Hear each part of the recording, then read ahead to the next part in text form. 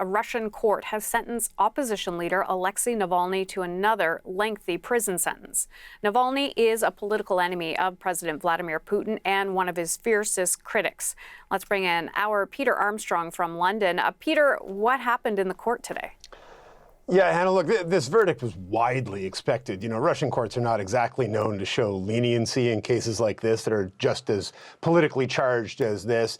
We watched the feed of the verdict being announced in this small, drab room in a prison colony that's like 240 kilometers east of Moscow. And the trial was held there because, of course, that's where Navalny is being held. He was first arrested and charged with fraud. I think that was 2020. He was found guilty and sentenced to serve in this prison. He was then charged with some new crimes. That tacked on like 2.5 years to his sentence.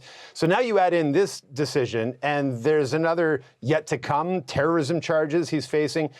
He's certainly looking at a very long sentence indeed. And Navalny took to social media yesterday and posted some messages indicating he was certainly expecting a long sentence. He said he expected what he called a Stalinist sentence. Navalny said, I got a quote here, "Its main purpose is to intimidate you, not me." Now he heads back to his cell at that prison colony to see how his supporters and indeed the entire international community is going to react. Navalny and his supporters all see this as politically motivated. So maybe just tell us why Putin wants to keep him behind bars.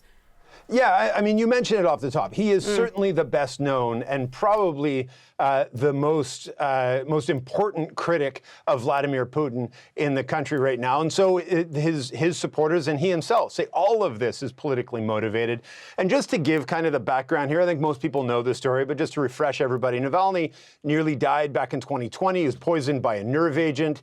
After he recovered in a hospital in Germany. He decided to return to Russia knowing he faced the very real possibility of being locked up. And indeed, the moment he hopped off the plane, he was arrested. But before he came back, he spent like 6 months or a year trying to expose the security regime of Vladimir Putin, showing they were complicit and indeed the driving force behind his poisoning. The charges he faces today are for running a website that laid out those specific allegations and proof of phone calls to the people who carried out the poisoning attack on him. But through all that, he has become the best known opposition politician in the country, and he's certainly the biggest threat to Putin's government. I guess he would be, Hannah, if he wasn't serving a decades-long sentence in a penal colony. And just lastly, that in that social media message, Navalny had one final message to his supporters. He said, when the sentence is announced, please think about only one really important thought. What else can I personally do to resist? And I think, Hannah, that's what we will be watching for through the day, what people will do in reaction as news of this verdict spreads among Navalny's supporters.